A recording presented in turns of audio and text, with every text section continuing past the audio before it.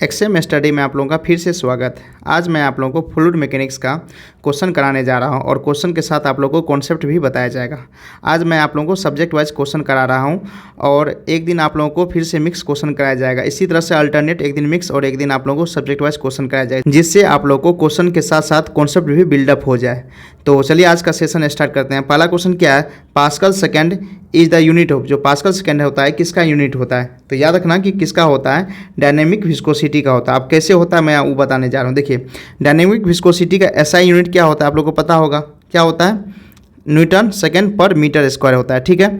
और Newton per metre square किसका होता है, आप लोग को प्रेशर किसका होता है, प्रेशर का होता है। ये चीज़ आप लोग को पता है। और प्रेशर का दूसरा एक और यूनिट क्या होता है, पास्कल, जिसको हम लोग पास्कल भी बोलते हैं। प्रेशर का ऐसा यूनिट पास्कल होता है। तो यहाँ से क्या हो जाएगा आप लोग को, न्यूटन पर मीटर स्क्वायर क्या होगा, पास्कल हो जाएगा। और ये आप लोग क्या सेकंड है तो सेकंड हो जाएगा। तो इसलिए यही पूछ रहा है कि पास्कल सेकंड किसका यूनिट है, किसका, डायनेमिक विस्कोसिटी का। तो याद रखना डायनेमिक विस्कोसिटी का ऐसा यूनिट जो स्टैंड होता है न्यूटन सेकंड पर मीटर स्क्वायर होता है। यहाँ से न्यूटन पर मीटर स्क्वायर हम लोग को पता है कि प्रेशर होता है, क्योंकि प्रेशर का फॉर्मूला क्या होता है, फोर्स अपॉन एरिया होता है। ये भी आप लोग को पता होना चाहिए। और इसके साथ साथ कुछ और पॉइंट्स आप लोग को पता होना चाहिए। जैसे क्या होता है कि आप लोगों को CGS यूनिट अगर पूछेगा किसका, डायनेमिक विस्कोसिटी का, तो आप लोग को पता होना चाहिए क्या होता है, पॉइज होता है। क्या होता है इसका, पॉइज होता है। और एक पॉइज जो होता है ना, ये भी कहीं क्वेश्चन पूछ देता है, एक पॉइज कितना न्यूटन सेकंड पर मीटर स्क्वायर के बराबर। याद रखना 0.1 न्यूटन सेकंड पर मीटर स्क्वायर के बराबर होता है। ये भी क्वेश्चन कहीं ना कहीं आप लोगों को किसी न किसी एग्जाम में पूछा जाएगा। तो ये इतना पॉइंट्स अगर आपको याद है तो इससे रिलेटेड जो डायनेमिक विस्कोसिटी से रिलेटेड टोटल क्वेश्चन बन जाएगा। अब डायनेमिक विस्कोसिटी आप लोग इसका कैसे निकाले हैं, जैसे डायमेंशन, तो वो भी टो इक्वल टू क्या होता है, म्यू du अपॉन dy। इससे आप लोग पता कीजिएगा। तो आप लोग क्या होता है, शियर, ये क्या हुआ, शियर स्ट्रेस हो गया, शियर स्ट्रेस। ये क्या होता है, डायनेमिक विस्कोसिटी।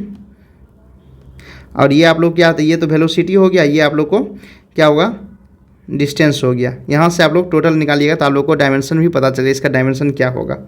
अगला क्वेश्चन चलिए क्या है, करा एन आइडियल फ्लूइड इज, जो आइडियल फ्लूइड होता है क्या होता है। याद रखना आइडियल फ्लूइड जो होता है मेरा फ्रिक्शनलेस और इनकम्प्रेसिबल होता है। याद रखना कि आइडियल फ्लूइड मेरा फ्रिक्शनलेस एंड इनकम्प्रेसिबल होता है। और कुछ पॉइंट्स याद रखिएगा, इस क्वेश्चन में तो सिर्फ फ्रिक्शनलेस इनकम्प्रेशन दिया, किसी और क्वेश्चन में हो सकता है आइडियल फ्लूइड का कुछ और ऑप्शन दे दिए, तो उसमें क्या याद रखिएगा, आइडियल फ्लूइड जो होता है मेरा, इसमें नो विस्कोसिटी होता है, नो विस्कोसिटी होता है। ये एक और पॉइंट्स याद रखिएगा।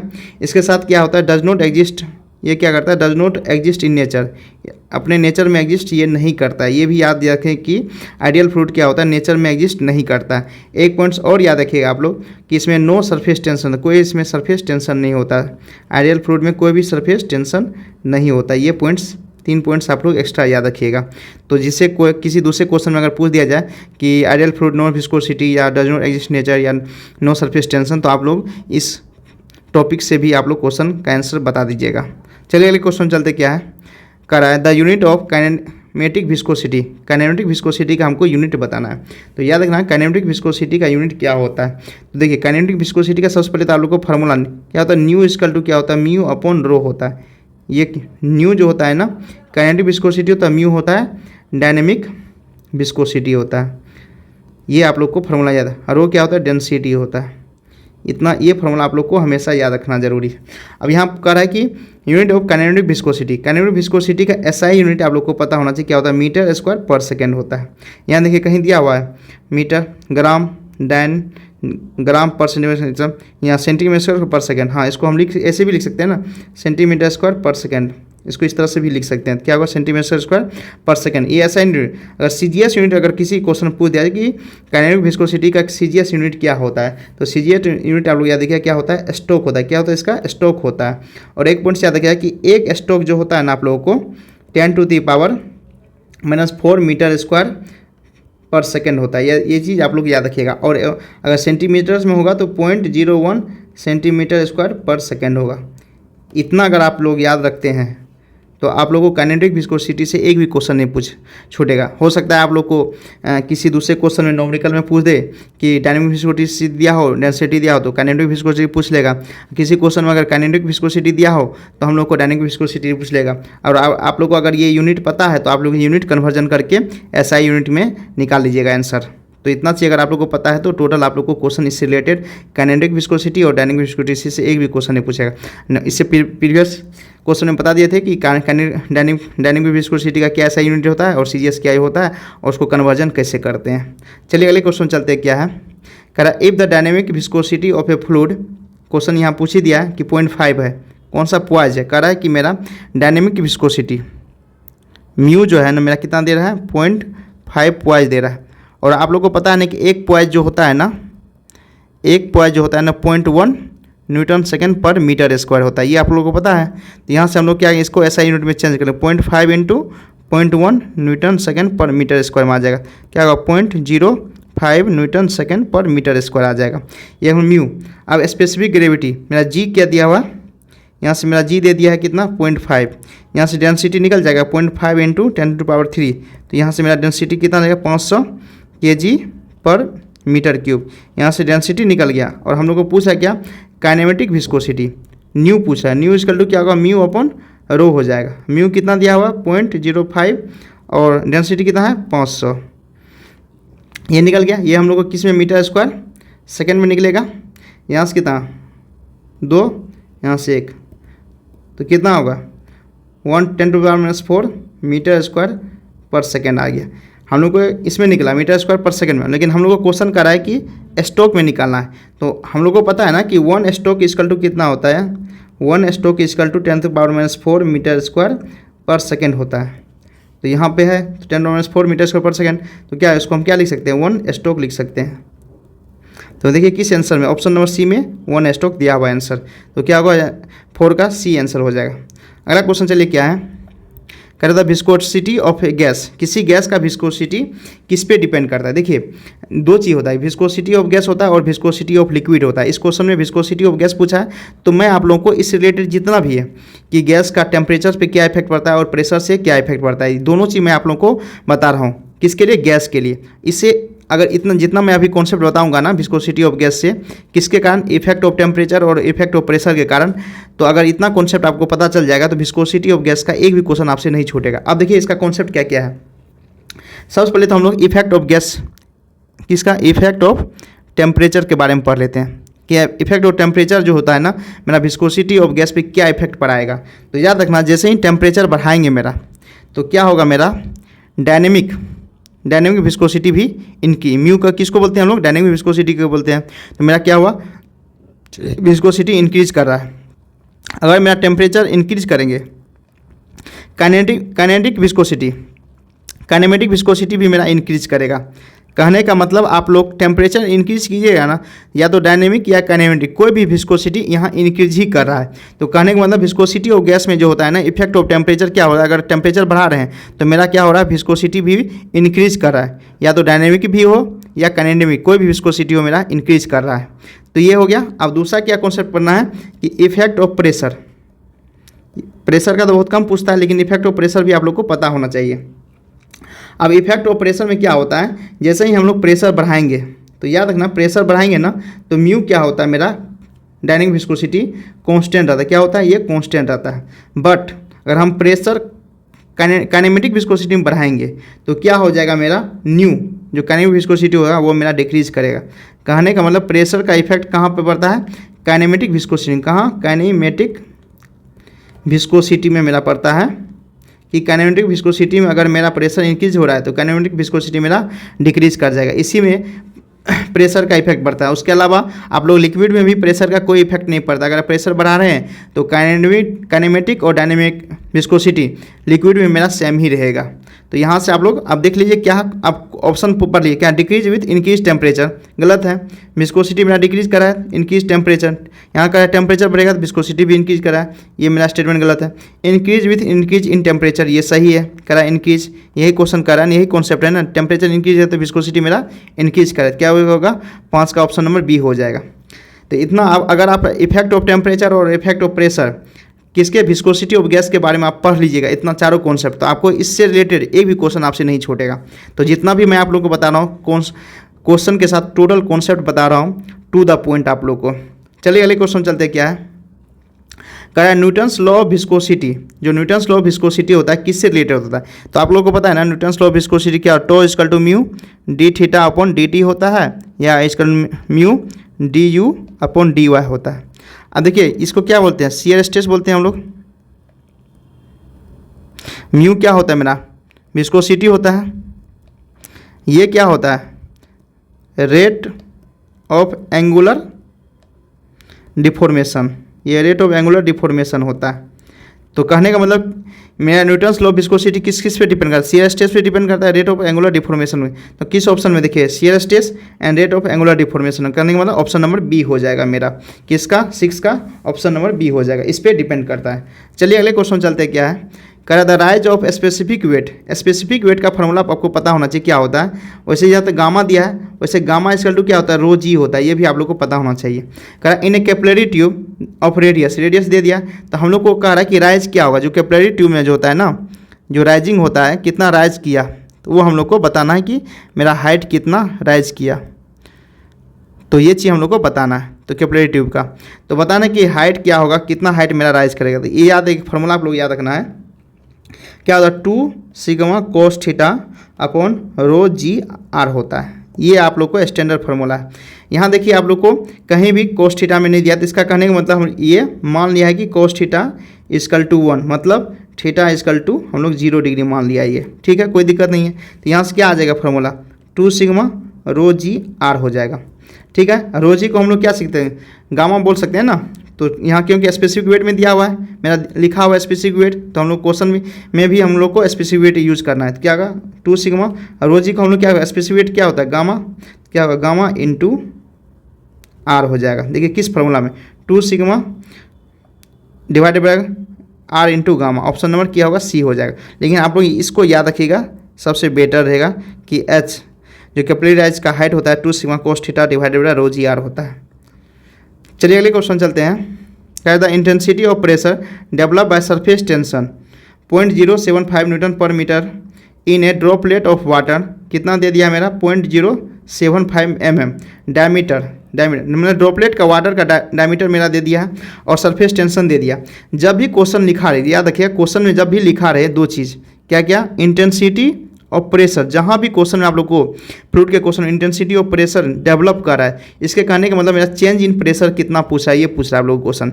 और इसमें 3 या 4 मतलब आप लोग को टाइप होता है कि कौन कौन सा क्वेश्चन पूछ सकता है। यहाँ देखिए पहला टाइप क्या पूछा है, ड्रॉपलेट ऑफ वाटर। जैसे ही ड्रॉपलेट ऑफ वाटर पूछेगा और चेंज इन प्रेशर, क्योंकि इंटेंसिटी ऑफ प्रेशर पूछा है, करने में चेंज इन प्रेशर मेरा कितना हो रहा है। तो याद रखना है कि इसका जो फार्मूला होता है ना, किसके लिए, ड्रॉपलेट ऑफ वाटर के लिए मेरा जो फार्मूला होता है आप लोग को, चेंज इन प्रेशर का फार्मूला जो होता है आप लोग को 2 सिग्मा अपॉन क्या होता है, आर होता है। ये आप लोग को पता है, डायमीटर में दिया है, तो आर का हम क्या लिख सकते हैं, d/2, तो क्या होगा 4 सिग्मा अपॉन क्या होगा, डी हो जाएगा डायमीटर में, कोई दिक्कत नहीं है। अब यहाँ से हम लोग सॉल्व कर देंगे। 4 सिग्मा क्या दिया है मेरा, सरफेस टेंशन कितना दिया, 0.075 दिया हुआ सरफेस टेंशन, और डाया कितना दिया, 0.075 mm दिया हुआ, यहाँ न्यूटन पर मीटर में दिया हुआ, कोई दिक्कत नहीं। इसको हम लोग क्या करेंगे, चेंज कर लेते हैं, किसमें, मीटर में, 10⁻³ मीटर हो जाएगा। यहाँ से यहाँ कट गया, तो क्या आ जाएगा मेरा, 4 × 10⁻³ न्यूटन पर मीटर स्क्वायर। और हम लोग को यहाँ क्वेश्चन पूछा है सेंटीमीटर में, तो 1 मीटर इक्वल टू क्या होता है, 100 सेंटीमीटर होता है। तो क्या हो जाएगा, 4 × 10⁻³ न्यूटन पर 10⁻³ कितना होगा, 4 सेंटीमीटर स्क्वायर हो जाएगा। यहाँ से क्या 10 करने वाला 0.4 न्यूटन पर सेंटीमीटर स्क्वायर हो जाएगा। किस ऑप्शन में देखिए, 0.4 न्यूटन पर सेंटीमीटर, ऑप्शन नंबर सी में दिया गया है। तो आप लोग पता चल गया कि ड्रॉपलेट ऑफ वाटर अगर दिया रहे क्वेश्चन में और इंटेंसिटी ऑफ प्रेशर पूछे, तो ये फॉर्मूला आप लोग को पता होना चाहिए कि जो क्या होता है, change in pressure equal 2 sigma upon R. आप लोग रेडियस में याद कीजिएगा, डायमीटर में आप लोग चेंज कर सकते हैं, कोई दिक्कत नहीं है। अब 3 पॉइंट्स और 3-4 पॉइंट्स मैं इसमें बताऊँगा कि क्या क्या याद रखना है, देखिए याद करने का है इसमें, और ये आप लोग को रिमेंबर रखना है। और 3-4 पॉइंट्स आप लोग बता रहे हैं कि किसके कारण चेंज इन प्रेशर आप लोग को याद रखना है। पहला तो सोप बबल, अगर क्वेश्चन में बोल दें सोप बबल के कारण इंटेंसिटी ऑफ प्रेशर क्या होगा, तो याद रखना है कि सोप बबल के कारण आप लोग चेंज इन प्रेशर जो होता है ना, क्या होता है, 4 सिग्मा अपॉन आर होता है। ये आप लोग को फार्मूला याद रखना है। उसके अलावा और एक पॉइंट्स और याद रखना है आप लोग को, क्या होता है यहाँ तो वाटर ड्रॉपलेट है ना, उसके बाद पूछा जाएगा एयर बबल, मतलब एयर बबल होने के कारण आप लोग को इंटेंसिटी ऑफ प्रेशर क्या होगा, एयर बबल। तो एयर बबल के लिए जितना होता है वाटर और ड्रॉपलेट उतना ही सेम होता है, चेंज इन प्रेशर क्या होगा 2 सिग्मा अपॉन आर हो जाएगा। एक पॉइंट्स और आप लोग याद रखिएगा, जेट फॉर्मेशन क्वेश्चन में लिखा रहेगा जेट फॉर्मेशन कारण मेरा इंटेंसिटी ऑफ प्रेशर क्या होगा, तो चेंज इन प्रेशर याद रखना है सिग्मा अपॉन आर होता है। ये अगर आप लोग चारों पॉइंट्स याद रखते हैं, कहने में droplet of water changing pressure 2 sigma upon r, soap bubble changing pressure 4 sigma upon r, air bubble के लिए changing pressure 2 sigma upon r, और jet formation changing pressure sigma upon r. जिस क्वेश्चन में अगर इंटेंसिटी ऑफ प्रेशर पूछा रहे और मेरा दिया रहे कि इस चारों में से कोई एक वो कंडीशन दिया रहे, तो आप लोग डायरेक्ट फॉर्मूला लगाइएगा और सीधा आप लोग को आंसर मिल जाएगा। और जो भी आपको यूनिट है वो तो यूनिट कन्वर्जन आप लोग ईजी तरीका से कर सकते हैं, आप लोगों को पता है। चलिए अगले क्वेश्चन चलते, क्या है करा है सरफेस टेंशन ऑफ वाटर। मेरा सरफेस टेंशन ऑफ वाटर क्या होता है, अब देखिए सरफेस टेंशन ऑफ वाटर जो होता है ना, कोहेजन नेचर, किस नेचर का होता है आप लोगों को पता होगा कि सरफेस टेंशन ऑफ वाटर क्या होता है, कोहेसिव फोर्स होता है। याद रखना क्या होता है, याद रखना सरफेस टेंशन ऑफ वाटर जो होता है ना कोहेसिव फोर्स होता है। क्या होता है, कोहेसिव फोर्स होता है। ये आप लोगों को पता होना चाहिए किस टाइप का फोर्स है, कोहेसिव फोर्स है सरफेस टेंशन ऑफ वाटर। किसी क्वेश्चन में ये भी पूछ देगा सरफेस टेंशन किस टाइप का फोर्स है, तो याद रखना कोहेसिव फोर्स होता है। और इसका एक चीज़ सीधा आप लोगों को बता रहा हूँ कि सरफेस टेंशन ऑफ वाटर जो होता है ना, सरफेस टेंशन ऑफ वाटर जो होता है ना, मेरा इन्वर्सली प्रोपोर्शनल होता है टेम्परेचर का। कहने का अगर मेरा टेम्परेचर बढ़ेगा सरफेस टेंशन ऑफ वाटर मेरा डिक्रीज करेगा। ये आप लोग को याद रिमेंबर रहना चाहिए, याद फुल कंटस आप लोग को पता होना चाहिए। सरफेस ऑफ टेंशन में दो चीज़ आप लोग को पता होना चाहिए कि सरफेस टेंशन कोहेसिव फोर्स का नेचर का होता है, और सरफेस टेंशन जो ऑफ वाटर जो होता है मेरा टेम्परेचर का इन्वर्सली प्रोपोर्शनल। कल अगर टेम्परेचर बढ़ेगा तो सरफेस टेंशन ऑफ वाटर मेरा डिक्रीज करेगा। अब इसको आप लोग कुछ जैसे ग्राफ के थ्रू इसको रिप्रेजेंट कर सकते हैं कि ग्राफ के थ्रू कैसे होगा। देखिए यहाँ क्या है आप लोग को, यहाँ टेम्परेचर है, यहाँ सरफेस टेंशन T है, ठीक है। ग्राफ जो होता है ना, अगर वाटर का ग्राफ रहता है तो ये डिक्रीजिंग ऑर्डर का ग्राफ होता है। तो अब ऑटोमेटिक है टेम्परेचर मेरा इधर क्या होगा, इंक्रीज करेगा। तो क्या होगा, जैसे ही मेरा टेम्परेचर इंक्रीज करेगा सरफेस टेंशन, ये क्या है सरफेस टेंशन, सरफेस टेंशन मेरा क्या कर रहा है, डिक्रीज कर रहा है। तो यही कहा है ना कि सरफेस टेंशन जो होता है ना इन्वर्सली प्रोपोर्शनल टेम्परेचर का होता है। बताइए किस, देखिए यहाँ कर रहा है इंक्रीज विथ, क्या सरफेस टेंशन इंक्रीज हो रहा है, ठीक है, विथ डिक्रीज इन टेम्परेचर। तो क्या बात सही है कि सरफेस टेंशन मेरा इंक्रीज हो रहा है, सरफेस टेंशन इंक्रीज हो रहा है कब, डिक्रीज इन टेम्परेचर। जैसे टेम्परेचर घटा रहे हैं ऐसे इधर जा रहा है सरफेस टेंशन इंक्रीज है, ऑप्शन नंबर 1 है। दूसरा क्या, decrease with decrease in temperature, ये गलत है ना, इन्वर्सली प्रोपोर्शनल, ये तो डायरेक्टली प्रोपोर्शनल हो गया। इंडिपेंडेंट ऑन टेम्परेचर, ये टेम्परेचर पर तो इंडिपेंडेंट है नहीं, ये तो इस पर डिपेंडेंट है। तो नन ऑफ एबव करने वाला ये तो मेरा ऑप्शन ए सही है। करने वाला क्या होगा, ऑप्शन नंबर ए हो जाएगा। अगर आप लोग सरफेस टेंशन में ये 3 पॉइंट्स से याद रखते हैं, ये ग्राफ और ये कोहेसिव फोर्स, इसका इन्वर्सली प्रोपोर्शनल तो टेम्परेचर का, तो आपको इससे रिलेटेड एक भी क्वेश्चन नहीं छूटेगा। चलिए अगले क्वेश्चन चलते हैं। कह रहा है 1 kilo pascal is equal to, जो 1 किलो पास्कल होता है किसके बराबर होता है, क्या है 1 किलो पास्कल। तो कोई बात, 1 किलो का मतलब क्या होता है 10³ पास्कल। देखिए किस ऑप्शन में 10⁻, तो पास्कल को हम लोग पता है ना क्या लिखते हैं, पास्कल का मतलब क्या होता है, पास्कल किसका, प्रेशर का है, हम लोग पता है। और प्रेशर क्या होता है, फोर्स अपॉन एरिया होता है, ठीक है। फोर्स का क्या होता है न्यूटन, एरिया मीटर स्क्वायर, क्या होगा न्यूटन पर मीटर स्क्वायर हो जाएगा। और क्या होगा इसका, यहाँ चेंज कर देंगे 10⁻³ न्यूटन पर मीटर स्क्वायर। देखिए किस में 10⁻³ Newton per metre, option number B में है। तो ये क्या होगा, ऑप्शन नंबर बी इसका आंसर हो जाएगा। चलिए अगले क्वेश्चन चलते, क्या है करा, if a liquid has greater cohesion than adhesion with the liquid then the liquid in the capillary tube. अब देखिए इसको आसान भाषा में बोलते हैं कि कह रहा है कि जब मेरा कोहेशन मतलब कोहेसिव फोर्स, कोहेशन अगर मेरा ज़्यादा हो एडहर्शन से, कोहेशन का मतलब होता है कि जो पार्टिकल सेम नेचर के पार्टिकल से मेरा सेम नेचर का पार्टिकल हो उसको हम कोहेजन बोलते हैं। और क्या होता है कि जब फोर्स अपोजिट अलग अलग पार्टिकल हो, डिफरेंट पार्टिकल के बीच जो फोर्स लगता है उसको एडहर्शन फोर्स बोलते हैं।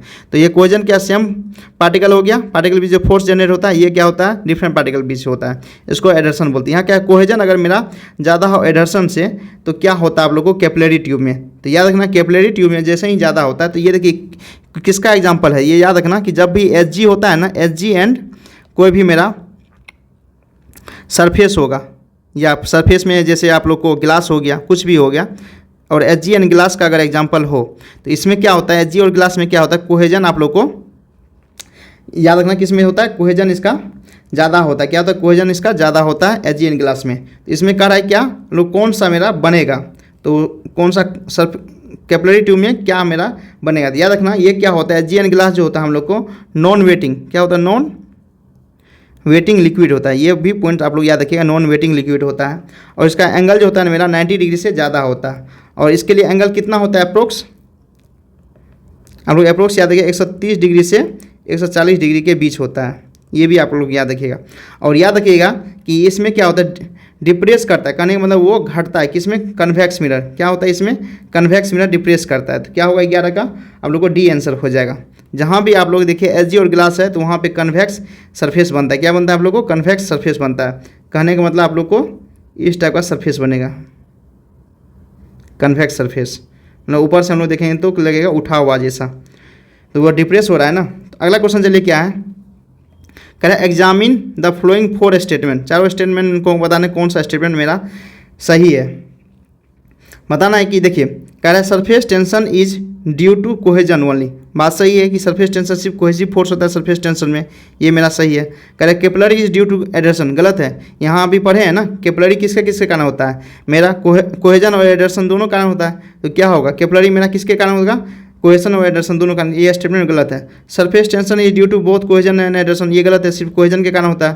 Capillary is due to both cohesion and adhesion, बात सही है कि ये दोनों है। तो कहने का मतलब क्या होगा इसमें, इसका आंसर क्या होगा, एक एंड फोर्थ मेरा ट्रू स्टेटमेंट है। क्या है इसमें, ट्रू स्टेटमेंट है, ये आप लोग याद रखिएगा। चलिए अगले क्वेश्चन चलते, क्या है, कह रहा है pressure of 200 kilo pascal is equivalent to the head of X metre of carbon tetrachloride of relative density, जो अब देखिए किसका रिलेटिव डेंसिटी दे दिया, कार्बन टेट्राक्लोराइड का। तब कह रहा है कि वेयर एक्स, अब हम लोग कुछ नहीं, आप लोग को पता है कि प्रेशर क्या होता है, रो जी एच होता है। अब यहाँ पे जैसे इंटेंसिटी अगर हम टेट्राक्लोराइड का ले लेंगे तो हाइट उसी के अनुसार मेरा आ जाएगा। तो प्रेशर कितना है 2200 किलो पास्कल, 3 पास्कल आ जाएगा। और डेंसिटी कितना आप लोग को, रो रिलेटिव डेंसिटी दिया है, आर डी दे दिया कितना 1.59 इंटू 10⁻³ कितना होगा 1590 आ जाएगा केजी पर मीटर क्यूब। तो यहाँ कितना आ जाएगा आप लोग को 1590 केजी पर मीटर क्यूब में आ जाएगा। और इसके साथ आप लोग क्या हो जाएगा, यहाँ क्या है जी को हम लोग क्या 9.81 लेंगे और हाइट यहाँ से निकल जाएगा। आप लोग इसको सॉल्व कीजिएगा ना, सॉल्व करने के बाद आप लोग को हाइट आएगा 12.82 आप लोग को मीटर में आएगा। तो क्या ऑप्शन नंबर सी में हो जाएगा।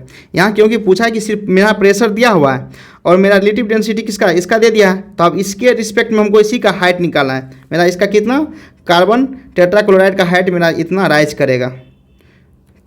चलिए अगले क्वेश्चन चलते हैं, क्या है, कह रहा है for a vertical semicircular plate submerge in a homogeneous liquid with the diameter d at the free surface depth of the centre pressure. अब centre of pressure from the surface area, अब कोई मान लो कि free surface area, ये free surface area है, यहाँ से कोई मान लो सेमी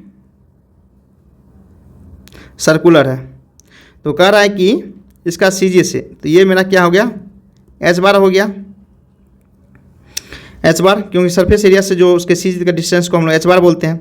इसका यहाँ से यहाँ तक का हम लोग को पता है कि क्या होता है 4r/3π होता है, ठीक है। यहाँ से मेरा क्या आ जाएगा, ये पूरा डिस्टेंस क्या है मेरा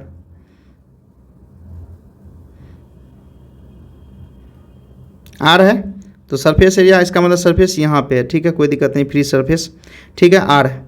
तो ये टोटल यहाँ से यहाँ r है, तो क्या होगा एच बार क्या आ जाएगा मेरा, एच बार मेरा क्या होगा r-4r/3π हो जाएगा, ठीक है। यहाँ से एच बार निकल गया। हम लोग एच बार सी पी का फॉर्मूला आप लोग को पता होगा, एच बार सी पी क्या होता है, एच बार प्लस आई सेंट्रोइडल एक्सिस इंटू एच बार इंटू एरिया। तो एरिया इसका तो आप लोग को पता है, यहाँ की देखिए क्या इसका एरिया क्या होगा, इसका एरिया π/4 d², ये हो जाएगा, डाया में ही πr² दे देते हैं, सबसे आसान तरीका πr² और /2 हो जाएगा, क्योंकि ये रेडियस का पूरा है तो /2 ये एरिया आ जाएगा इसका, ये सेमी सर्कुलर प्लेट का। तो यहाँ एरिया पता चल गया, एच बार आप लोग को पता चल गया। सेंट्रोइडल एक्सिस, आई सेंट्रोइडल एक्सिस का इसका जो होता है ना, इसका सेंट्रोइडल एक्सिस का फॉर्मूला क्या होता है, आई सेंट्रोइडल एक्सिस का, ये आप लोग को पता होना चाहिए, क्या होता है 0.11 r⁻4 होता है, ये आप लोग को पता होना चाहिए 0.11 r⁴ होता है किसके, सेमी सर्कुलर का, मेरा सेंट्रोइडल एक्सिस एक्सेस के अबाउट, मतलब इसके CG के अबाउट। अगर आप इसको सॉल्व कीजिएगा ना, क्योंकि सबका पता चल गया, एरिया पता चल गया, एच बार पता चल गया, ICA पता चल गया। जब इसको आप सॉल्व कीजिएगा तो सॉल्व करने के बाद आप लोगों को क्या आएगा, इसका 3πd/32 आंसर आएगा। क्योंकि इसका सॉल्यूशन कुछ ज़्यादा लंबा है तो मैं आप लोगों को करा नहीं रहा हूँ, आप लोग सॉल्व करके कर लीजिएगा, आप लोगों को पता चलेगा 3πd/32 आएगा। क्योंकि सबका मैं आप लोगों को एरिया का भी दे दिया हूँ और उसके बाद एच बार का भी पता चल गया, तो आप इसको पुट कीजिएगा। इसमें पुट करने के बाद आप लोग को सेंटर ऑफ प्रेशर पता चल गया, H⁻CP पता चल जाएगा। तो क्या H⁻CP क्या आ जाएगा आप लोग को, 3πd/32, क्या ऑप्शन नंबर ए हो जाएगा। अगला क्वेश्चन चलिए क्या है, कह रहा था pressure intensity is same in all direction. याद रखना, जब भी प्रेशर का इंटेंसिटी करने वाला कोई भी चीज़ पे प्रेशर इंटेंसिटी सभी डायरेक्शन में मेरा अगर सेम लग रहा है, यह कब होता है, यह स्टैटिक जब रहता है। कोई भी फ्लूइड मेरा स्टैटिक होता है ना, कोई भी फ्लूइड अगर मेरा स्टैटिक रहता है तब उस पर क्या होता है, मेरा सभी डायरेक्शन करने वाला रिलेटिव मोशन इसमें नहीं होगा। क्या होगा, नो रिलेटिव मोशन, कोई भी रिलेटिव मोशन नहीं होगा, तभी मेरा क्या होगा कि सभी डायरेक्शन में मेरा सेम इंटेंसिटी प्रेशर इंटेंसिटी लेगा। तो क्या होगा, where there is no relative motion of one fluid layer related to other, कहने ऑप्शन नंबर डी हो जाएगा इसका। चलिए अगले क्वेश्चन चलते, क्या है, करा है एन ओपन टैंक कंटेन, कोई भी ओपन टैंक है जो कंटेन करा है 1 metre depth water with 50 centimetre depth of oil of specific gravity. Oil का स्पेसिफिक ग्रेविटी कितना है, 0.8 है। तो ऑटोमेटिक है कि वाटर का डेंसिटी कितना होता है, 1000 होता है, इसका कितना 800 है। कहने वाला क्या होगा कि आपका ऑयल क्या होगा, ऊपर रहेगा, उसी बोल दिया एबव इट, इसके ऊपर दिया है। तो कहने वाला कोई भी आप लोग का ओपन है, ठीक है, यहाँ पे तो यहाँ देखिए ये आप लोग का वाटर हो गया, ये आप लोग का क्या हो गया, ऑयल हो गया। तो ऑयल का कितना है हाइट, 50 सेंटीमीटर मतलब 0.5 मीटर, और इसका कितना है 1 मीटर आप लोग को दिया हुआ है। डेंसिटी वाटर का आप लोग को पता है कितना होता है, 10³ kg/m³ होता है। और ऑयल का आप लोग को स्पेसिफिक ग्रेविटी दे दिया था 0.8 × 10³ तो कितना आ जाएगा 800 kg/m³। कह रहा था intensity of pressure at the bottom of, कहने का मतलब हम लोग को कहाँ का पूछा इंटेंसिटी, इस जगह को इंटेंसिटी, मतलब ए पॉइंट का हम लोग को प्रेशर इंटेंसिटी करा है। तो PA क्या हो जाएगा आप लोग को, क्या होता है प्रेशर हम लोग जनरली फॉर्म में रो G और H होता है ना। तो रो डेंसिटी आप ऊपर से लीजिएगा, ऊपर से नीचे क्या आने के बाद क्या होता है, प्रेशर हमेशा इंक्रीज करता है। तो क्या होगा आप लोग को इंक्रीज मतलब पॉजिटिव हो रहा है। तो क्या होगा, रो किसका, ऑयल का, जी तो सेम रहेगा सबके लिए, और height of oil plus rho of water into g सब का सेम रहेगा इंटू हाइट ऑफ वाटर। अब इसको सॉल्व कीजिएगा, क्या होगा, रो डेंसिटी 800 है इंटू जी, यहाँ पे जी आप लोग क्या कीजिए 10 मान लीजिए, ठीक है, मीटर/सेकेंड²। यहाँ जी 10 मान लिए तो क्या होगा मेरा 10 हो जाएगा। हाइट कितना है 0.5 है प्लस 10⁻³ जी 10 मान लिए इंटू हाइट 1 है। यहाँ से आप लोग कीजिएगा तो क्या आ जाएगा, यहाँ पे आप लोग 800 × 10 × 0.5 है, यहाँ से कट गया तो यहाँ से आप लोग को 8×45 4000 यहाँ से आ जाएगा, प्लस यहाँ से 10,000 आ जाएगा, कहने में 14,000 आप लोग को यहाँ से प्रेशर कितना Nm/m²। आप लोग को किलो न्यूटन में करना है तो क्या आ जाएगा 14 kN/m²। ऑप्शन नंबर किस में है, डी में 14 kN/m² हो जाएगा। तो ये से पता चल गया कि जैसे ही आप लोग को 2 या 3 ऐसे इसी तरह से कोई भी और फ्लूइड दे देगा, आप लोग को प्रेशर नीचे वाला पूछेगा, जैसे ही क्या होता है टॉप से नीचे जाते हैं ना तो मेरा सा प्रेशर क्या होता है हमेशा इंक्रीज करता है, इसलिए हम लोग क्या करते हैं ऐड करते जाते हैं। तो क्या होगा, इसका आंसर आ जाएगा ऑप्शन नंबर डी 14 kN/m²। अगला क्वेश्चन चलिए क्या है, the position of centre of pressure on the plane surface immerse vertically static mass of fluid. अब कह रहा है कि मेरा अगर कोई भी मेरा सरफेस मेरा वर्टिकली इमर्ज है, अब कोई सेंटर ऑफ प्रेशर है कोई ये वर्टिकली इमर्ज किया हुआ है, फुली इमर्ज है, ठीक है। कह रहा है कि मेरा इसमें सेंटर ऑफ प्रेशर क्या पोजीशन रखेगा। तो याद रखना इसमें क्या होता है, एच ये क्या है फ्री सरफेस है, ये एंगल आपको क्या है 90 डिग्री, फ्री सरफेस 90 डिग्री पे कोई वर्टिकल है। अब ये जो होता है ना मेरा एच बार होता है, ये क्या होता है एच बार का मतलब होता है CG से सरफेस एरिया का डिस्टेंस, जो फ्री सरफेस का के डिस्टेंस को हम लोग बोलते हैं एच बार, हाइट ऑफ। अब देखिए यहाँ ये पता चल गया। अब देखिए हम लोग का H⁻CP का फॉर्मूला क्या होता है, H bar plus ICA S * into area. ठीक है, देखिए अब यहाँ पे आप लोगों को देखिए यहाँ तो क्या हो जाएगा, ये जो मेरा है ना, क्योंकि ये पॉजिटिव आएगा, ये पॉजिटिव आएगा और H बार भी मेरा पॉजिटिव है, तो क्या हो गया H बार CP क्या होगा, मेरा H बार से बड़ा है ना यहाँ से, क्योंकि ये पॉजिटिव वैल्यू देगा, तो क्या होगा H बार CP जो होगा मेरा H बार से मेरा ज़्यादा होगा। तो H बार CP अगर मेरा ज़्यादा है तो मतलब CG से क्या नीचे बिलो कर रहा है ना, तो किस ऑप्शन का, always below the centre of the area, इस बॉडी के सेंटर ऑफ एरिया से क्या होगा, हमेशा नीचे सेंटर ऑफ प्रेशर लगेगा। तो क्या होगा H बार CP क्या होगा, हमेशा अगर वर्टिकल कोई भी है तो वहाँ पे क्या होगा, इसको हम लोग H बार CP बोलेंगे। तो याद रखना कि जब भी कोई भी प्लेन अगर वर्टिकल हो और उसका अगर CG का एरिया जो होगा ना, और सेंटर ऑफ प्रेशर क्या होगा, हमेशा बिलो होगा CG के एरिया से, जब भी वर्टिकल हो। तो पता चलेगा वर्टिकल केस में कोई भी सरफेस का वर्टिकल हो तो वो हमेशा H बार CP जो होता है ना, ज़्यादा होता है H बार से। तो इसका मतलब वो क्या होगा, उस बॉडी के एरिया से हमेशा नीचे रहेगा H बार CP, मतलब सेंटर ऑफ प्रेशर जो होगा ना वो हमेशा उस बॉडी के एरिया से हमेशा नीचा रहेगा। तो क्या होगा, ऑप्शन नंबर C हो जाएगा। 18 क्वेश्चन क्या है, ए वर्टिकल ट्रायंगल एरिया इतना दिया हुआ है, वर्टिकल ट्रायंगल एरिया मेरा दिया हुआ है, करा विद वर्टेक्स डाउनवार्ड, मेरा वर्टेक्स क्या है, डाउनवार्ड दिया हुआ, अल्टीट्यूड H मेरा हाइट दिया हुआ, बेस लेइंग कर रहा है सरफेस एरिया पे, मेरा फ्री सरफेस एरिया पे बेस इसका लाइक कर रहा है, बात सही है। द सेंटर ऑफ प्रेशर हमको पूछा है कि इसका सेंटर ऑफ प्रेशर क्या होगा, तो सेंटर ऑफ प्रेशर फॉर्मूला आपको पता है, H bar equal to H bar CP equal to क्या होता है, H bar plus ICA divide by H bar into area होता है।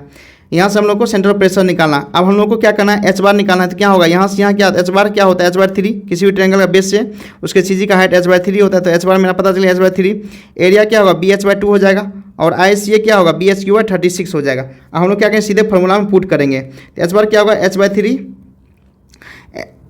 ICA क्या है BH क्यू बाई 36, और H बार क्या है मेरा H बाई 3 इंटू एरिया क्या है BH बाई 2। और आप इसको कट कीजिएगा ना, कट करने के बाद तो मेरा आएगा H बाई 6, क्या होगा H by 3 plus H by 6, तो यहाँ से मेरा क्या पता चल जाएगा 6 2H plus H 3H by 6 मतलब H बाई 2। कहने का मतलब मेरा सेंटर ऑफ प्रेशर जो इसका आएगा किसी भी ट्रायंगल का, जो जिसका बेस जो है ना सरफेस फ्री सरफेस पे लाइक कर रहा है और वर्टेक्स नीचे है, तो H बाई 2 कितना H by 2, option number C हो जाएगा। चलिए अगले क्वेश्चन चलते, क्या है, total pressure on a plane surface inclined at an angle theta with the horizontal angle. अब देखिए हम लोग को प्रेशर, टोटल प्रेशर क्या होता है, रो GH होता है, यहाँ कहीं भी एंगल आप लोग को नहीं दिखा रहा है, तो अगर मतलब प्रेशर क्या आ रहा है कि एंगल पे डिपेंड नहीं कर रहा है, कहने मतलब प्रेशर जो होता है हमेशा एंगल पे डिपेंड नहीं कर रहा है, क्योंकि ये इसका स्टैंडर्ड फार्मूला है, मतलब किसी भी चीज़ में लग जाएगा। कहने का मतलब यहाँ हाइट पे किस पे डिपेंड कर रहा है, प्रेशर हाइट पे डिपेंड कर रहा है, तो कहने का मतलब क्या होगा, एंगल पे ये डिपेंड नहीं कर रहा है, तो क्या होगा प्रेशर इंटेंसिटी इंटू एरिया हो जाएगा, टोटल प्रेशर क्या होगा, ऑप्शन नंबर A हो जाएगा। अगला क्वेश्चन क्या है, कह a vertical rectangular plane surface is submerge in water such that the top and bottom surface are 1.5 metre and 6 metre respectively below the surface area. अब कह रहा है कि कोई भी सरफेस एरिया मेरा दिया हुआ है,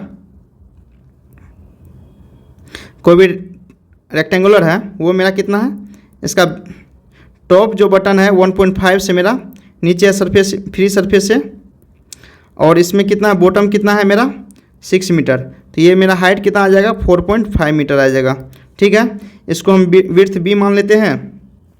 तो H बार क्या होता है, हम लोग को 1.5 प्लस 4.5 बाई 2, यहाँ से मेरा निकल जाएगा 3.75, यहाँ से मीटर निकल जाएगा, क्योंकि H बार का हम लोग क्या आते हैं फ्री सरफेस से इसके CG का डिस्टेंस जो होता है मेरा, उसको हम लोग H बार बोलते हैं।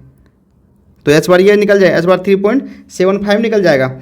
अब यहाँ से आप लोग को इसका तो पता है एरिया क्या होगा, विड्थ इंटू हाइट 4.5, और इसका आई न्यूट्रल एक्सिस कितना BD क्यू बाई 12 हो जाए, क्या होगा BD क्यू, B डेप्थ कितना 4.5 क्यू बाई 12 हो जाएगा। अब क्या है, अब इसका सीधा H बार CP आप लोग को पता है क्या होता है, H bar CP equal to क्या होता है H bar plus ICA divided by H bar into area होता है। आप लोग पुट कीजिए 3.75 प्लस ICA B 4.5 का होल क्यूब डिवाइडेड 12, और H बार कितना है मेरा 3.75 इंटू एरिया क्या है B इंटू 4.5। और आपको इसको पूरा सॉल्व कीजिएगा ना, सॉल्व करने के बाद आप लोगों को कितना आंसर आएगा 0.45 आएगा और इसको जो ऐड कीजिएगा तो कितना 4.2 मीटर आ जाएगा। कहने वाला S/CP जो होगा ना मेरा सरफेस एरिया से इसका कितना डिस्टेंस 4.2 डिस्टेंस पे होगा। क्या होगा ऑप्शन नंबर सी हो जाएगा। तो आज मैं आप लोगों को फ्लूइड मैकेनिक्स का 20 क्वेश्चन कराया और टोटल 20 क्वेश्चन आप लोगों को जितना भी कॉन्सेप्ट था हर एक क्वेश्चन का अलग अलग जितना भी कॉन्सेप्ट था टोटल बारीकी रूप से हर एक क्वेश्चन का कॉन्सेप्ट भी बताया और उसका सॉल्यूशन भी बताया। इसी तरह से मैं आप लोगों को डिफरेंट सब्जेक्ट का इसी तरह से क्वेश्चन भी करवाऊंगा, उसके साथ साथ उसका कॉन्सेप्ट भी बताऊंगा और एक सेशन आप लोगों को मिक्स क्वेश्चन जितना भी आप लोग को यूथ पब्लिकेशन का वो भी मैं आप लोगों को लाता रहूँगा। Thank you guys for watching this video. अगर यह वीडियो अच्छा लगे और इन्फॉर्मेटिव लगे तो प्लीज़ सब्सक्राइब जरूर कीजिएगा और अपने दोस्तों को जरूर शेयर कीजिएगा और प्लीज़ लाइक कीजिएगा जिससे मुझे मोटिवेशन मिलता है वीडियो बनाने में।